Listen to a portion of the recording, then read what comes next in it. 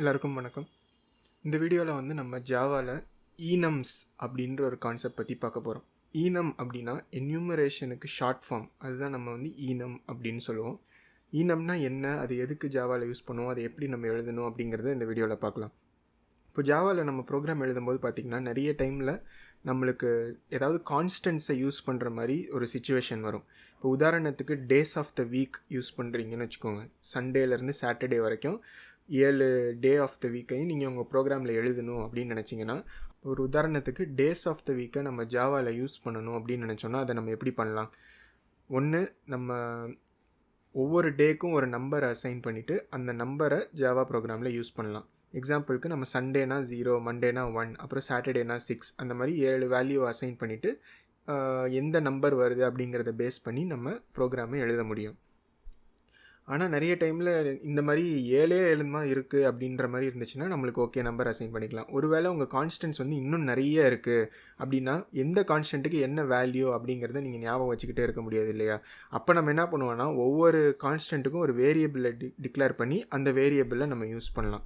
இப்போ நம்ம days of the வீக்கை ஒரு வேரியபிள் டிக்ளேர் பண்ணி பண்ணணும் அப்படின்னு நினச்சோன்னா நம்ம எப்படி பண்ணுவோம்? இன்ட் அப்படின்னு ஒரு வேரியபிள் டிக்ளேர் பண்ணலாம். ஒவ்வொரு டேக்கும் ஒரு நம்பரை அசைன் பண்ணிக்கலாம்.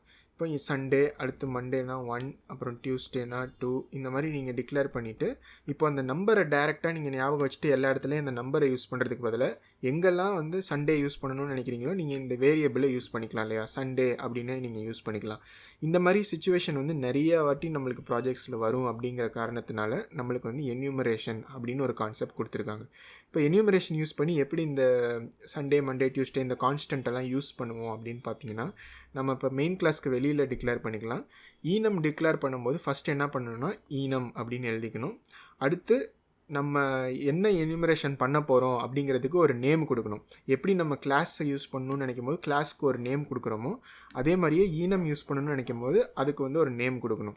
இப்போ நம்ம என்ன பண்ணுறோம், டேஸ் ஆஃப் த வீக்கை யூஸ் பண்ணணும் அப்படின்னு நினைக்கிறோம் இல்லையா? அதனால் ஈனம்க்கு அப்புறம் நான் என்ன பண்ணுறேன், டே அப்படின்னு நான் கொடுத்துக்கிறேன்.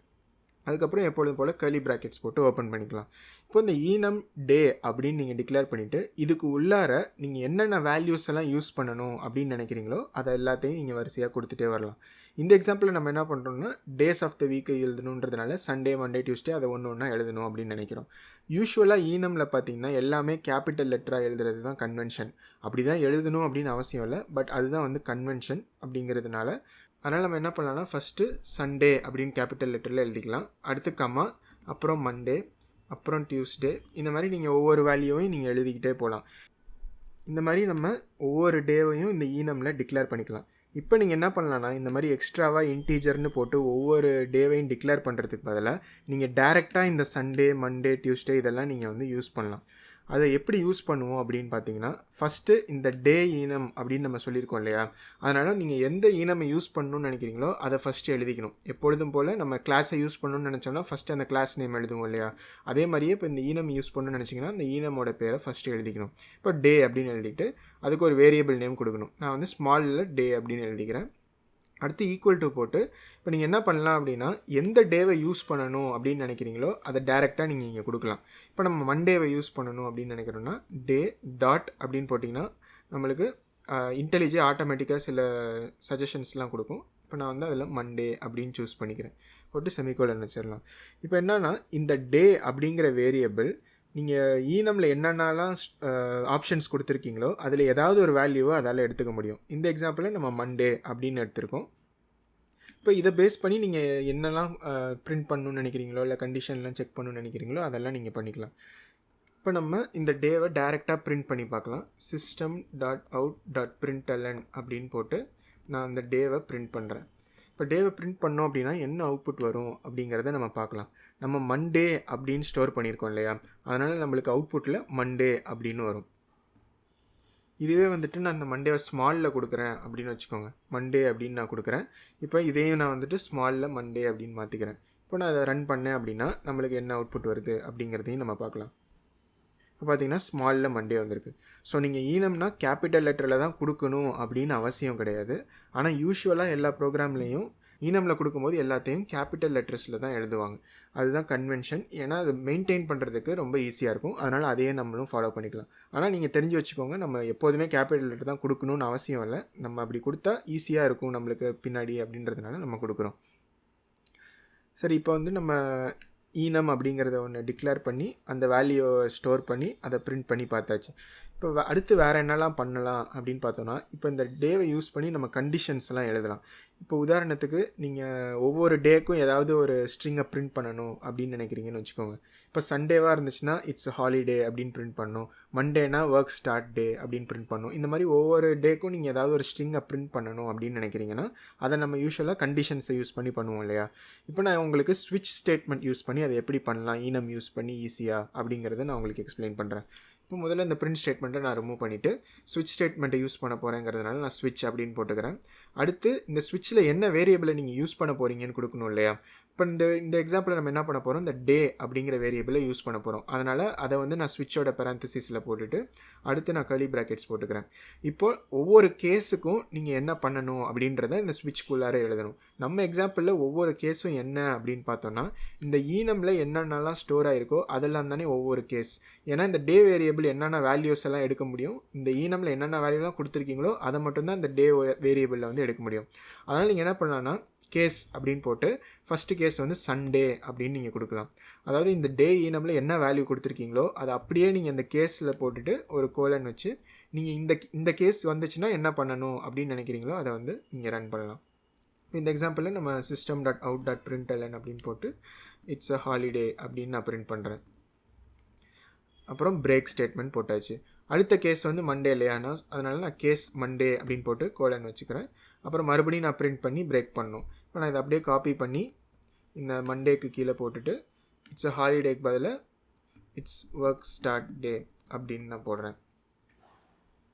ஸோ இது மாதிரி நம்ம ஒவ்வொரு கேஸுக்கும் எழுதி நம்ம ஸ்விட்ச் ஸ்டேட்மெண்ட்டில் இந்த ஈனமை யூஸ் பண்ண முடியும். இப்போ இந்த எக்ஸாம்பிளில் நம்ம இந்த டேவை மண்டே அப்படின்னு ஸ்டோர் பண்ணியிருக்கோம் இல்லையா.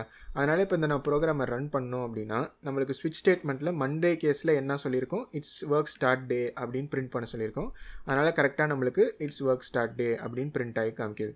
இதுவே நம்ம சண்டே அப்படின்னு ஸ்டோர் பண்ணியிருந்தோம் அப்படின்னா நம்மளுக்கு இட்ஸ் அ ஹாலிடே அப்படின்னு பிரிண்ட் ஆகும். ஸோ இப்போ நான் வந்து சண்டே அப்படின்னு மாற்றிட்டு இந்த ப்ரோக்ராம் நான் ரன் பண்ணுறேன். நம்மளுக்கு இட்ஸ் அ ஹாலிடே அப்படின்னு பிரிண்ட் ஆகும். ஸோ இப்படி தான் வந்து நம்ம ஒரு ஈனம் அப்படின்ற கான்செப்டை யூஸ் பண்ணி நீங்கள் ஏதாவது கான்ஸ்டன்ட் வேல்யூஸ் எல்லாம் யூஸ் பண்ணணும் ஜாவாவில் அப்படின்னு நினச்சிங்கன்னா அதுக்கு நீங்கள் தனித்தனியாக ஒரு வேரியபிள் டிக்ளேர் பண்ணி ஒவ்வொரு வேல்யூவாக கொடுத்து யூஸ் பண்ணுறதுக்கு பதிலாக ஜஸ்ட் அந்த நேமை மட்டும் நீங்கள் இந்த ஈனமில் கொடுத்துட்டு அதுக்கப்புறம் அந்த நேமை நீங்கள் எங்கே வேணுமோ யூஸ் பண்ணிக்கலாம். இன்டர்னலாக ஜாவா ஈனமை எப்படி யூஸ் பண்ணும் அப்படின்னு பார்த்தீங்கன்னா, இந்த ஈனம் வந்து ஜாவா கம்பைலர் ரன் பண்ணோன்னே ஆட்டோமேட்டிக்காக இது வந்து ஒரு கிளாஸாக மாறிடும். நம்மளுக்கு ஈனம் அப்படிங்கிறது வந்து ஃபைனலாக ரன் ஆகாது. எல்லாமே ஜாவாவில் கிளாஸஸ் தான் அப்படிங்கிறது நம்ம பார்த்துருக்கோம் இல்லையா. இந்த ஈனம் அப்படின்றத வந்து நம்மளுக்கு ஈஸியாக்கணும் அப்படிங்கிறதுக்காக ஜாவாவில் கொடுத்துருக்காங்க. பட் இன்டர்னலாக ஜாவாவில் என்ன நடக்கும் அப்படின்னு பார்த்தீங்கன்னா, இது வந்து உங்களுக்கு ஒரு பப்ளிக் கிளாஸ் டேவாக மாறிடும். அந்த டே கிளாஸ்க்கு உள்ளார பப்ளிக் ஸ்டாட்டிக் ஃபைனல் டே கிளாஸில் ஒரு வேரியபிள் உங்களுக்கு டிக்ளேர் ஆகும். இப்போ Sunday equal to new day அப்படின்னு உங்களுக்கு டிக்ளேர் ஆகும். இப்போ இந்த மாதிரி போட்டிங்கன்னா உங்களுக்கு நார்மல் ப்ரோக்ராமில் வந்து எரர் வரும். ஏன்னா ஈனம் டைப்ஸை வந்து நீங்கள் ஆட்டோமேட்டிக்காக ஈனம்ன்ற கான்செப்ட் யூஸ் பண்ணி தான் டிக்ளேர் பண்ணணும். கிளாஸை வச்சு நீங்களே எழுதக்கூடாது ஜாவாவில். அதுக்கு தான் வந்து நம்மளுக்கு செப்பரேட்டாக ஈனம் கொடுத்துருக்காங்க.